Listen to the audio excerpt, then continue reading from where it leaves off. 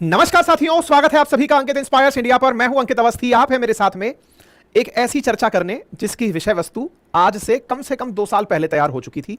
श्रीलंका में फिर से इलेक्शन होंगे, यह बात बहुत समय से चर्चा में थी। श्रीलंका में इलेक्शन हो चुके हैं। इलेक्शन के बाद नए राष्ट्रपति, जो 10वें राष्ट्रपति होंगे, अनुरा कुमार दिशानायके, वो इलेक्ट हो चुके हैं। रानिल विक्रमसिंघे, जो कि वर्तमान राष्ट्रपति थे, वो पद से हट गए हैं। ऐसे में नए राष्ट्रपति का बनना भारत के लिए कितना मददगार होगा, कितना चैलेंजिंग होगा, आज के सेशन में इस विषय वस्तु की चर्चा करेंगे। लेकिन शुरू करते समय कि किस प्रकार से श्रीलंका किस तरह की खराब हालत में गया, वहां से निकलकर वापस राजनीतिक स्थिरता के दौर की तरफ आ रहा है। साथ में यह भी समझने का प्रयास करेंगे कि आने वाले समय में अनुरा कुमार दिशानायके अपने पुराने विवादों के चलते कहीं भारत के लिए नुकसानदायक तो सिद्ध नहीं होंगे, क्योंकि जो पार्टी इस समय चुनाव जीतकर आई है वो विचारधारा में कम्युनिस्ट विचारधारा की है, अर्थात वो चाइना की जैसी थॉट प्रोसेस रखती है। यानी जिस प्रकार से साम्यवादी विचारधारा चीन में चलती है, कुछ वैसी ही विचारधारा श्रीलंका में जो वर्तमान पार्टी जीतकर आई है उसकी बताई जा रही है। तो चलिए, निरंतर राजनीतिक अस्थिरता का दौर जारी है, लेकिन उस अस्थिरता की सबसे पहली शुरुआत करने वाला जो देश था वो श्रीलंका था, जो हालिया कोरोना काल में सबसे पहले फेल हुआ था। श्रीलंका, जो कि भारत के साथ गल्फ ऑफ मन्नार के माध्यम से जुड़ा है, वहां वर्ष 2022 में लोगों का प्रोटेस्ट देखा गया था। 2022 में लोग इतने उग्र हुए थे कि लोगों ने यहां की संसद, राष्ट्रपति भवन, इन सब पर कब्जा कर लिया। लोगों ने जहां तहां सरकारी संपत्ति को नुकसान पहुंचाया और साथ ही साथ में श्रीलंका के जो उस समय के राजपक्षे ब्रदर्स, जो राष्ट्रपति और प्रधानमंत्री पदों पर शामिल थे, उन्हें भागने के लिए मजबूर कर दिया। ऐसे में दो भाई, महिंद्रा राजपक्षे और दूसरे जो भाई साहब हैं विक्रम, कौन से राजपक्षे हैं, ये दोनों जो भाई थे, इन दोनों भाई ने सत्ता छोड़ी और इनकी जगह रानिल विक्रमसिंघे को राष्ट्रपति बनाया गया। ऐसे में जनता का जो गुस्सा था उसका तात्कालिक कारण निकलकर यही आया कि यहां आर्थिक अस्थिरता है और आर्थिक अस्थिरता के पीछे कोरोना काल का लंबा चले जाना, साथ ही साथ में रशिया यूक्रेन वॉर का शुरू हो जाना, क्योंकि श्रीलंका में जो टूरिस्ट बहुत आता है वो श्रीलंका के अंदर रशिया से आता है। साथ ही श्रीलंका जो चाय सबसे ज्यादा एक्सपोर्ट करता है वो यूक्रेन और रशिया को ही करता है। ऐसे में कोरोना काल के चलते इनका टूरिज्म पिटा, जिससे इनकी इकोनॉमी को बड़ा नुकसान हुआ। एक्सपोर्ट पिटा क्योंकि रशिया यूक्रेन वॉर चल रहा था। आर्थिक स्थिति बहुत खराब हुई। जनता को लगा कि सरकार कुछ नहीं कर रही है, जनता ने सरकार ही पलट दी। ऐसे में भारत इनके लिए मददगार साबित हुआ। भारत ने इनकी सहायता करने के लिए सबसे पहले इन्हें खाने के लिए चावल, साथ ही साथ जो मेजर फूड ऐड हो सकती हैं, वो वर्ष 2022 के अंदर ही भेजना शुरू कर दिया। यहां पर जो सरकार बनकर आई, वो सरकार इस बात को समझाने में काफी हद तक कामयाब रही कि भारत से मदद तभी तक ली जा सकती है जब श्रीलंका भारत के अगेंस्ट कोई भी कार्य श्रीलंकन वाटर्स में ना करवाए। ऐसा श्रीलंकन वाटर्स में होता क्या है? श्रीलंकन वाटर्स में चाइना की तरफ से बहुत सारे जासूसी जहाज आकर खड़े हो रहे थे। आपको याद तो होगा कि श्रीलंका के दक्षिण में जो हम्बनटोटा पोर्ट है, जिसे 99 ईयर्स के लिए चाइना ने लीज पर ले लिया है, एक प्रकार से डेट में फंसा के श्रीलंका से ले लिया है, वहां पर चाइना वाले अपने जासूसी जहाज भेज रहे थे, पानी के जहाज भेज रहे थे। भारत के विरोध के चलते रानिल विक्रमसिंघे का भारत के साथ जुड़ाव देखते हुए चाइना ने श्रीलंका में थोड़ा अपना ध्यान कम किया। विक्रमसिंघे नए राष्ट्रपति के रूप में शपथ लेते हैं और नए राष्ट्रपति के रूप में भारत के प्रति इनका प्रेम उजागर होता है। भारत के दिए गए जो भी इनके लिए निर्देश थे, इंस्ट्रक्शंस थे, जो सहायता मांगी गई, उनके तहत इन्होंने कार्य किया, क्योंकि इनके ऊपर बहुत सारा विदेशी कर्ज था। ऐसे में इन्हें भारत से उम्मीद थी कि भारत ही इन्हें खराब आर्थिक हालातों से बाहर निकालेगा। भारत ने इनकी खूब मदद की और ऐसे में अगले ही साल यानी 2023 में इनके मंत्री खुद भारत को धन्यवाद देते हुए बोले कि आपने हमें ब्लड बाथ से बचा लिया, खूनी संघर्ष से बचा लिया। इसका मतलब यह था कि श्रीलंका के अंदर यह बात मानी गई कि भारत ही वो देश था जो आपातकाल के समय काम आया, एक ऐसा मित्र जो कि परेशानी में काम आया। भारत ऐसा पड़ोसी निकलकर आया। वर्तमान स्थिति क्या है? वर्तमान में रानिल विक्रमसिंघे, जो अब निवर्तमान राष्ट्रपति कहे जाएंगे, उनका भारत के साथ काफी ज्यादा मेल मिलाप था। कहिया जाए तो भारत के चलते वो चाइना को किनारे लगाए रखते थे। चाइना के जो जासूसी जहाज आते थे, उन जासूसी जहाजों को भारत के कहने पर यहां से हटा दिया गया था। कह दिया गया था कि आप यहां पर अपना जहाज नहीं पोर्ट करेंगे, आपको यहां से जहाज भेजना होगा। यही कारण है कि चाइना ने मालदीव्स की इंटरनल पॉलिटिक्स में इंटरफेरेंस किया और अपने जहाज वहां भेजना शुरू कर दिया। खैर, फिलहाल के लिए श्रीलंका के अंदर इलेक्शन हुआ है। उस घटना के बाद 2022 का जो फाइनेंशियल क्राइसिस था, उसके बाद यहां पर अब प्रेसिडेंशियल इलेक्शन हुआ है। राष्ट्रपति चुनाव के अंदर अनुरा कुमार दिशानायके श्रीलंका के 10वें राष्ट्रपति के रूप में चुनकर आए हैं। यह राष्ट्रपति के लिए चुनाव इनका बड़ा खास होता है। यहां डायरेक्ट इलेक्शन होता है, मतलब जनता सीधा राष्ट्रपति उम्मीदवार को वोट देती है। भारत में क्या होता है? भारत में हम डायरेक्ट इलेक्शन नहीं करते हैं राष्ट्रपति का, हम अपने सांसद चुनते हैं और विधायक चुनते हैं। सांसद और विधायक मिलकर के हमारा राष्ट्रपति चुनते हैं। हमारा इनडायरेक्ट पैटर्न होता है। इनके यहां राष्ट्रपति चुनाव में एक और सिस्टम अपनाया जाता है और वो है आनुपातिक प्रतिनिधित्व प्रणाली का। आनुपातिक प्रतिनिधित्व प्रणाली का मतलब हुआ कि जिस अनुपात में वोट मिलेंगे वो अगर 50% से ऊपर मिले तो ही किसी व्यक्ति को विजेता घोषित किया जाएगा, 50 तक नहीं मिले तो जितने भी उम्मीदवार खड़े हुए हैं उनमें से सबसे आखिर वाला जो उम्मीदवार है उसके वोट शेयर को पहले वाले उम्मीदवारों में बांट दिया जाएगा। यह कैसे होता है, थोड़ा सा इसको आसान भाषा में समझते हैं। पहली चीज, जनता यहां पर डायरेक्ट वोट करती है, और जब डायरेक्ट वोट करती है तो सोचिए इतने सारे उम्मीदवार सामने खड़े हैं, इतने सारे उम्मीदवारों को डायरेक्ट वोट किया गया। डायरेक्ट वोट में अनुराग कुमार दिशानायके को 42.31% वोट मिला पहले राउंड में। पहले राउंड का मतलब क्या है, आपके सामने जो बैलेट पेपर होते हैं आपको सब पर अपनी प्रेफरेंस लिखकर आनी होती है कि मेरा पहला मत प्रेफरेंस तो है अनुराग को, दूसरा मत प्रेफरेंस है सजीत को। ऐसे करके अगर 10 लोग खड़े हुए हैं तो आपको 10 की 10 के अंदर अपना वोट शेयर बताना होता है कि सर मैं किस किस को किस तरह से वोट देना वाला हूं।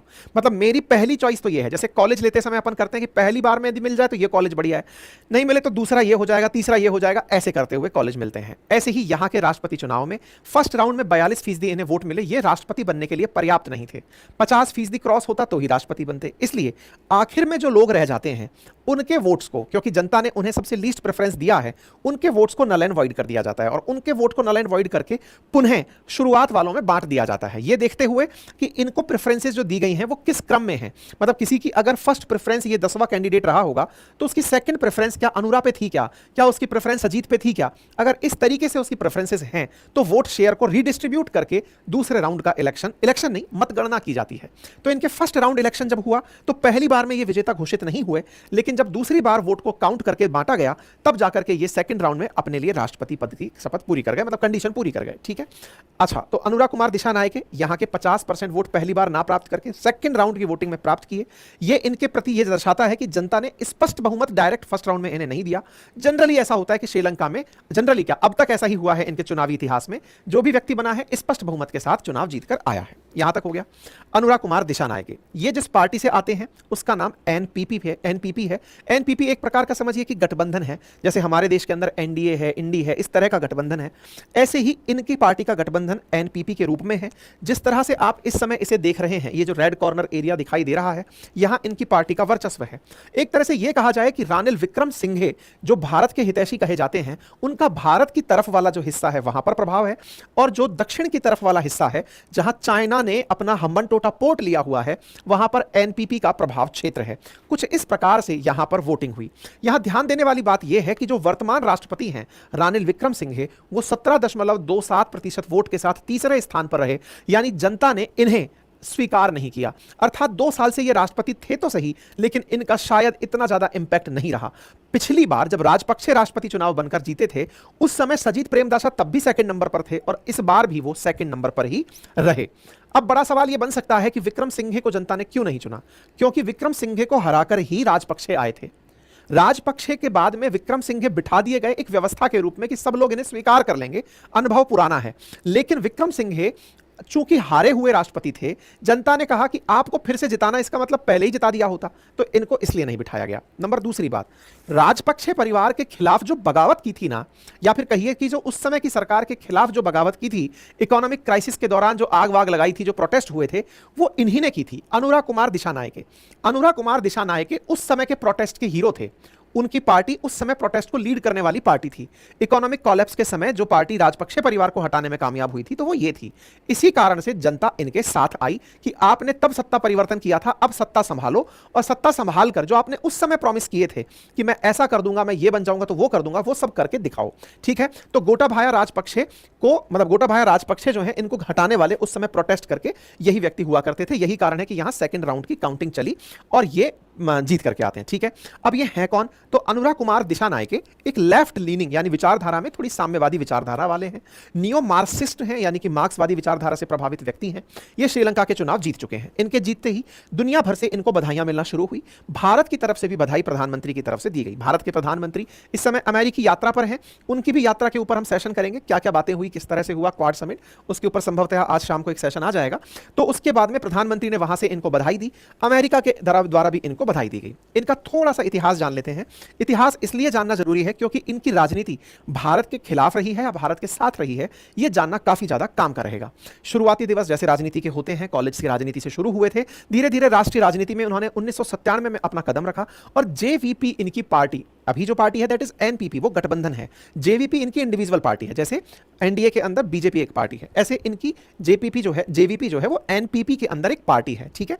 इन्होंने अपनी तरफ से काफी सारे प्रयास राष्ट्रीय राजनीति में भी किए, सीएम का चुनाव भी लड़े। फिलहाल ये चर्चा में तब आए जब 2022 के विरोध प्रदर्शनों में इन्होंने गोटाबाया राजपक्षे के शासन को उखाड़ फेंका था। ये वहां से सुर्खियों में आना शुरू हुए थे और उसके बाद जनता ने इन्हें एज ए राष्ट्रपति इलेक्ट कर लिया है।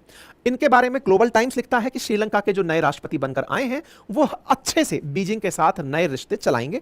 न्यूज में यही बात बार बार कही जा रही है कि इनकी विचारधारा प्रो चाइना है, ऐसे में ये चाइना के साथ मिलकर आगे काम करेंगे। ऐसा इसमें कहा गया है कि इनके साथ बहुत सारी आइडियोलॉजिकल सिमिलरिटीज जो हैं वो चाइना से मैच करती हैं, इसलिए ये चाइना के साथ चाइना जैसी विचारधारा रखेंगे।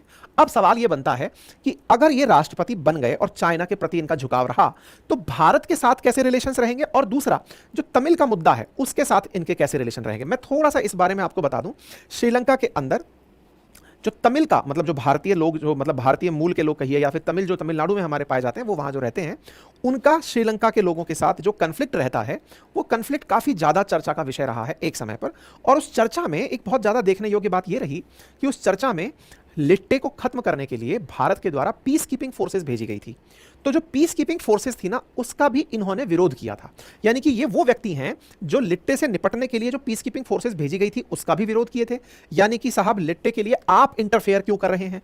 इसी कारण से माना जाता है कि ये भारत के विरोध में रहते हैं। दूसरा हालिया एक कारण ये भी निकल कर आया कि इलेक्शन के समय पर इन्होंने ये कह दिया कि अगर मैं चुनाव जीता तो अडानी ने जो अभी श्रीलंका के अंदर अडानी पावर प्रोजेक्ट लगाया है, विंड पावर प्रोजेक्ट लगाया है, मैं उसे रद्द कर दूंगा। तो अडानी विंड पावर प्रोजेक्ट को ये रद्द करने के कारण सुर्खी में आए। मतलब इन्होंने अपने स्तर पर इलेक्शंस के दौर में ये कहा कि वो अगर चुनाव जीतते हैं तो वो अडानी एनर्जी प्रोजेक्ट को कैंसिल कर देंगे, बिल्कुल वैसे ही जैसे मुइज्जू ने चुनाव से पहले कहा था कि अगर वो राष्ट्रपति बनते हैं तो वो सेना को, भारतीय सेना को बाहर निकाल देंगे, डे 1 में ही निकाल देंगे। तो भारत विरोधी सेंटिमेंट्स के लिए ये जाने जाते हैं। अडानी को विंड पावर प्रोजेक्ट कब मिल गया? आज से 2 महीने पहले ही, मई के अंदर ही अडानी ने 20 साल का श्रीलंका गवर्नमेंट के साथ में विंड पावर स्टेशन के लिए एग्रीमेंट किया है। लगभग $700 मिलियन के, $442 मिलियन का इन्वेस्टमेंट करने का प्लानिंग इसमें बताया गया है, जिससे 484 मेगावाट बिजली पैदा करने का प्लान है। ये गल्फ ऑफ मन्नार में विंड पावर लगाने की प्लानिंग है, ठीक है। 20 साल का एग्रीमेंट है और 484 मेगावाट बिजली उत्पादन की इसमें चर्चा है। ऐसे में ये अडानी के विरोध में है। दैट मींस एक तरह से ये साफ है कि भारत के इन्वेस्टमेंट के विरोध में है और उसे बाहर निकालना चाहते हैं, यानी एंटी इंडिया सेंटीमेंट साथ लेकर चल रहे हैं। अच्छा, तो क्या भारत को इनके बारे में आइडिया नहीं था क्या कि ये जिस तरह से चुनाव लड़ रहे हैं, जिस तरह से इनकी राजनीति है, क्या हमारे रिलेशन इनके साथ बेहतर नहीं थे क्या? समझिए, वर्ष 2024 के शुरुआत में ही फरवरी में भारत के विदेश मंत्री श्रीलंका गए थे और उस समय अपोजिशन के लीडर से मुलाकात करते समय इनसे भी मीटिंग की गई थी। आप यहां पर तस्वीरें देख सकते हैं। Sri Lankan opposition leader Dissanayake meet external affair minister Jaishankar और एनएसए डोवाल, इनसे इनकी मुलाकात हुई थी। और इस मुलाकात में जयशंकर साहब ने बहुत अच्छे से ये ध्यान देते हुए कि राजनीति में पार्टियां बदलती रहती हैं, ऐसे में अगर आज विक्रम सिंघे नहीं तो कल को दिशानायके होंगे, तो इनके साथ हमारे रिलेशंस कैसे रहें, हम पहले से ही प्रिपेयर थे। ऐसे में भारत ने जब इनसे पहले ही मुलाकात कर रखी है तो ये मानते हुए कि इनकी मुलाकात बहुत अच्छे से ऑन लाइटर नोट, बहुत अच्छे पेपर्स पर है, तो संबंधों में कोई भी सुधार, मतलब कोई भी बेकार स्टैंड नहीं देखने को मिलेगा। ऐसा हम क्यों कह सकते हैं? क्योंकि प्रधानमंत्री के ट्वीट पर इन्होंने रिप्लाई करते हुए कहा कि धन्यवाद प्रधानमंत्री Modi for your kind words and support. I share your commitment to strengthening the ties between our nations. Together we can work towards enhancing cooperation for the benefit of our people and entire region. कि हम लोग मिलकर इस क्षेत्र के अंदर काफी अच्छे से कार्य करने के लिए अग्रसित होंगे। आपका जो श्रीलंका के लिए विजन है उसके अनुसार हम कार्य करेंगे। तो कहने का अर्थ यह है कि इनकी बातों में जो ट्वीट है उसमें भारत विरोध की भावना भले ही ना दिखे, लेकिन इससे पहले ही, चुनाव से 7 दिन पहले ही, इनका अडानी के खिलाफ बयान और पूर्व में इनकी थोड़ी सी साम्यवादी जो झुकाव है वो इन्हें चाइना के लिए थोड़ा फेवरेबल तो जरूर बनाएगा। बाकी समय के गर्भ में है कि क्या कुछ निकल कर आता है वो जरूर आप तक पहुंच जाएगा। आपको क्या लगता है? अपनी राय जरूर कमेंट बॉक्स में रखिए। चैनल पर नए हैं तो चैनल को सब्सक्राइब कर लें, सभी साथियों के साथ साझा कर लें।